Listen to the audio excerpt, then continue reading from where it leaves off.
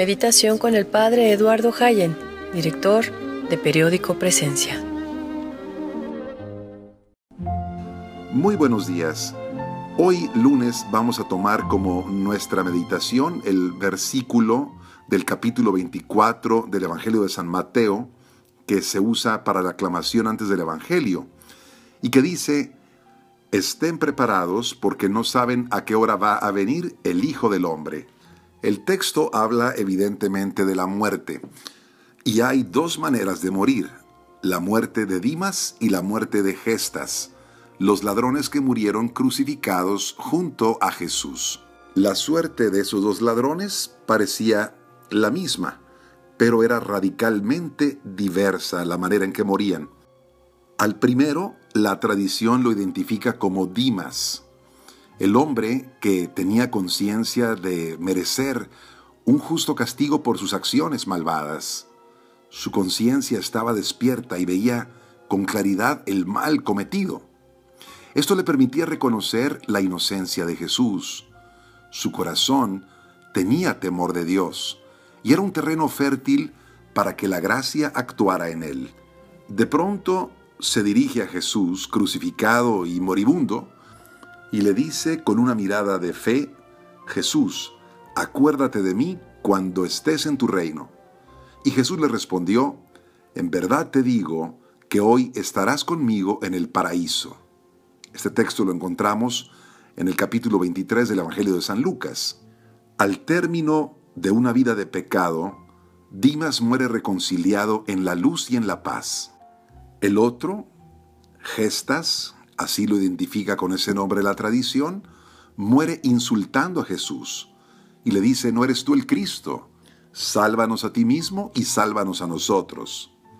A su lado estaba el Salvador, pero la dureza de su corazón le impidió verlo.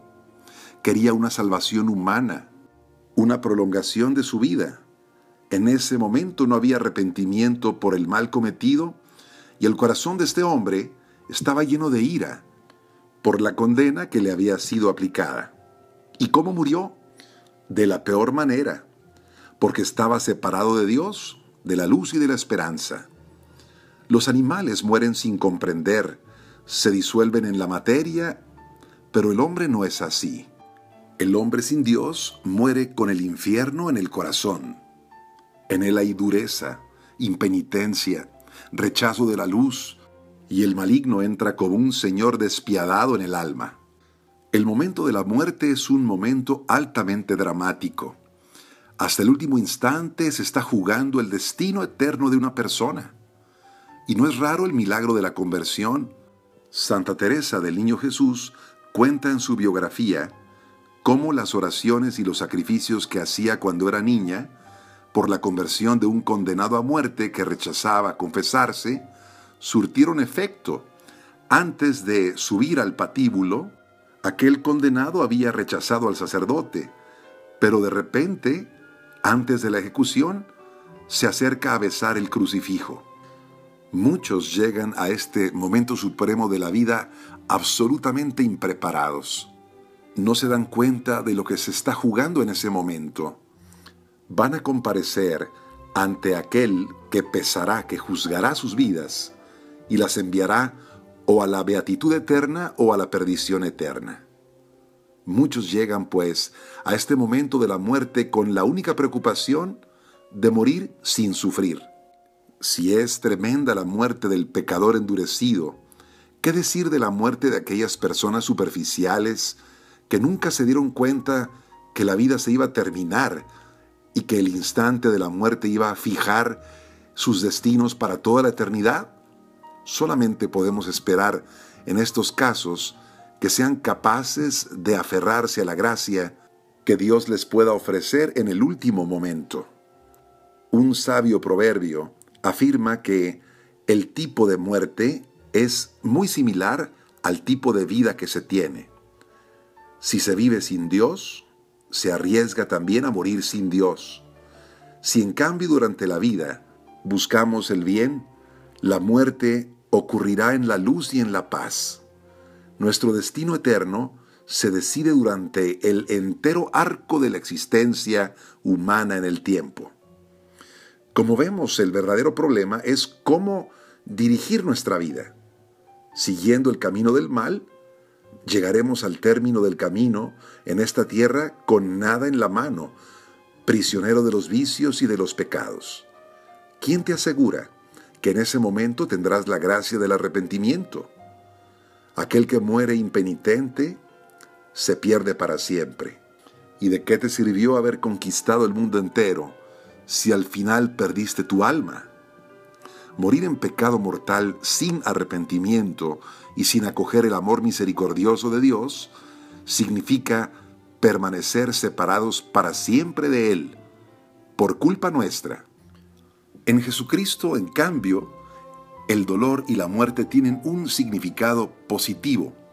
San Pablo lo expresa con términos de una belleza extraordinaria. Por ejemplo, dice: para mí la vida es Cristo y morir una ganancia, en la carta a los Filipenses.